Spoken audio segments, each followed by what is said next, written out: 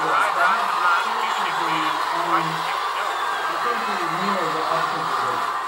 one hand, you've got the ABC one, so that is the official BBC voice. They weren't going to change the way that it was being broadcast. They weren't going to add to it. They weren't going to frame it in any way. All they were going to do is take the official feed, which, I might add, reminds me of 1981. Yes, well, that's a very short train. It's not 22 feet. No, which was bananas. So that's quite interesting. And also, we haven't got... It's still a bit of a poofy dress. It's not just the fishtail that people were saying. So no, yeah, there's a bit of a princess dress there. The dramatic, which is the bridesmaid.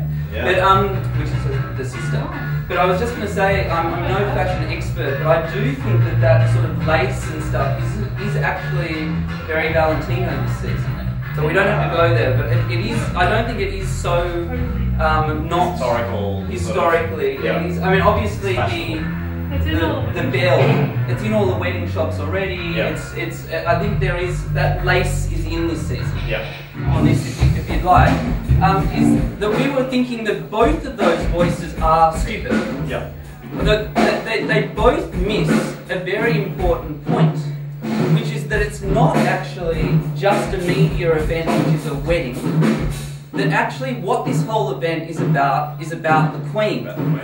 Now and it's all about sovereignty, all about a dynastic show, shows of succession. Yep. We've just seen all the royal family coming on a minibus, all together, just so that they can enter with protocol all at the same time. So that they literally did have, I think it was just this grey minibus, and they just all filed out. What kind of car? It was actually a Mercedes. I didn't know. There's a new Mercedes minibus. I think it was Mercedes anyway. To start off with, what happened? Right? Yeah, that was very unlikely. Yeah. But even, and maybe we'll do this as a thought experiment that the royal family actually knew what they were doing, and we did think of something, which what they were doing was reasserting something. I mean, through their toppiness. Majesté. Well, yes. Maybe they're lèse-majesté to start with. That's a very good point, which I hadn't thought of. Yeah. So, but we thought of, yes, that they were pushing forward the master discourse. So the first one, thank you, Mr. Right, we might actually just move on to the point that we're actually thinking that this isn't a wedding at all. Oh, well, it is a wedding, but it's not a wedding. So what it is actually just part of a framing or a way of filling in the symbolic body of the Queen. So you could look at this whole event, this whole $80 million event, as actually an extension of that yellow girl's or the woman's body.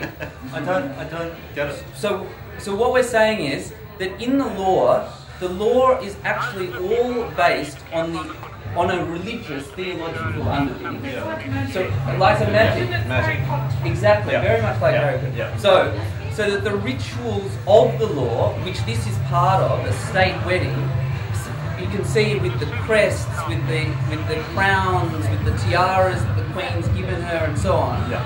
Like the Queen's body, through her tiara, is actually on the bride. Yeah. Oh, I mean, but the point. So what we're wanting to do is look at how this is actually just a way that you fill in what is actually a gap in the law. Yeah, the gap between the rational and the irrational. Yeah.